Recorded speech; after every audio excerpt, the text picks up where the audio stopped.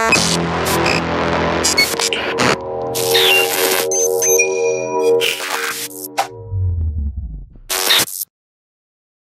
there, Lloyd from Machedo.com. Who is Lloyd Machedo and Think Personal Branding? Today's date is, what's the date? September 8th, 2017. Time right now is 5:07 in the evening. All right, I got this question from one of the readers, and it says, Lloyd, what are the typical resume problems that you see? Okay, fine. I'll give you my top five. Maybe the top five resume problems that I see people having. Now, this is just random, okay? I've written them down, so you just cherry pick which one you feel is the topmost. Number one is copy pasting someone else's resume. Now, in as much as this is by far the easiest solution to any problem, copy pasting someone's resume is not the solution. You need to understand that the people who are taking your interview, who look at these resumes, they look at them every single day. Okay, almost every single day they keep receiving, so they see a pattern. It's just like you might take your car to, or you might go to a dentist and brush your teeth and try to impress the dentist, but the dentist has seen people's tooth or teeth every single day. They know for a fact you've just brushed and come, or you're trying to lie. Even a doctor, anybody, you can go to a car mechanic and tell him lies. Oh, I don't know, my car just stopped.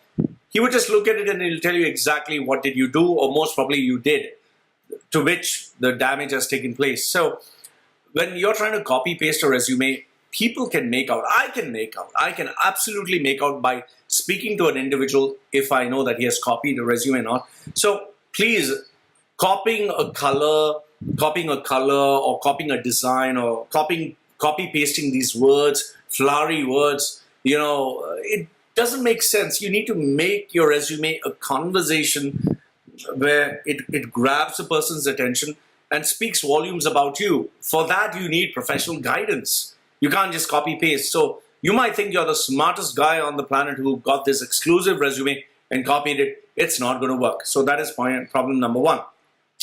The second problem that I see in terms of resumes is your resume doesn't match your personality. Now, it stems from point number one. But here's the thing. You are using flowery words. You're using aggressive words. But does it match your personality? Are you aggressive? Let's say, for instance, you're an introvert. Now, because somebody told you that introverts don't get jobs, extroverts get jobs, you make your CV like an extrovert, you're just beating and defeating the purpose.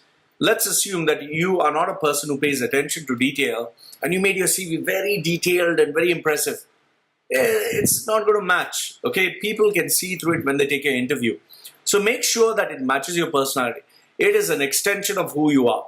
It's like for instance, the best example that I can give you is this couple who is trying to make this extravagantly amazing wedding, which is so perfect, but then they just try to fake the image of being so understanding, sweet, and loving.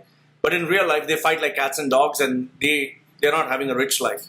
I mean, it's just a farce. Stop being a fraud, okay? So make sure that your CV, yes, should be enhanced, but it should not, not be who you are, okay? So the first one is copying someone else's content or design.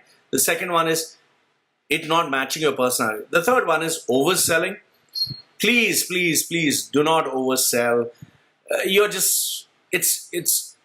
digging your grave. It's like saying, so I work so hard until I get hospitalized, or, I make sure that this is the best in the world.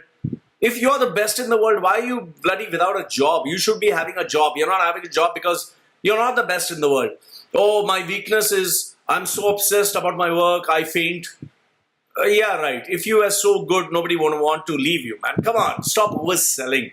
You're writing bullshit. I achieved the company earn 300%. If you help the company earn 300%, if I had an employee who gave me 300% revenue, I would never want to leave him. I'd make him a partner in my company. So stop overselling.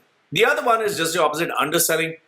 Because you do not know how to sell yourself, you write the most boring format. Today I saw a guy who wanted to work as a head of the department at that level of being an assistant director. His CV was atrocious. I mean, absolutely rubbish. And he was asking me, why didn't I get a job? Okay. And the last, if not the least, is going through these cheap steak agencies or these employment agencies where they don't sit down with you. They're not a professional. They're just an employee. You pay the money and they'll ask you a couple of questions, write in a questionnaire and print out a CV and tell you 85% success rate is increased. I mean, if it was that simple that you could just email someone online or just meet a person, everyone would be doing it. And it doesn't work that way.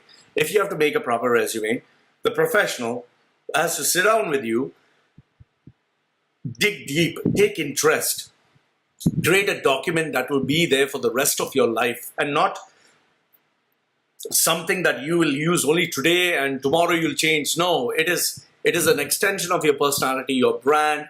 It should have a structure, a format that will stay forever. So please, if you're creating and crafting a resume, don't email it to somebody who never speaks to you or you never spoke to that person. Rather, someone who you're intimately involved in, who cares about you, who wants you to succeed. And for that, yes, you have to pay some money. It's like your wedding. For your wedding, you'll spend so much of money, sit down with each and every detail. But for your career, your brand, your image, you want a shortcut. I mean, what kind of retarded strategy is that? So these are the 5 problems that I see in terms of resumes. One is copying someone else's design. Second one is it not matching your personality at all. It looks like somebody else's resume. Third one is overselling yourself, being like God's gift to mankind. Next one is underselling, showing a document that is so embarrassing. And last one is asking someone else to do it who is apparently an employee getting a rubbish salary to do your CV. It doesn't work out that way. So these are the 5 resume problems that I see. Let me know what you think in the comment section below. Lloyd from LloydMachedo.com, who's Lloyd Machedo in Think Personal Branding. And yeah, if you find this beneficial, forward it to someone. Like and subscribe. Okay? Look forward to listening to your comments. Me saying bye for now.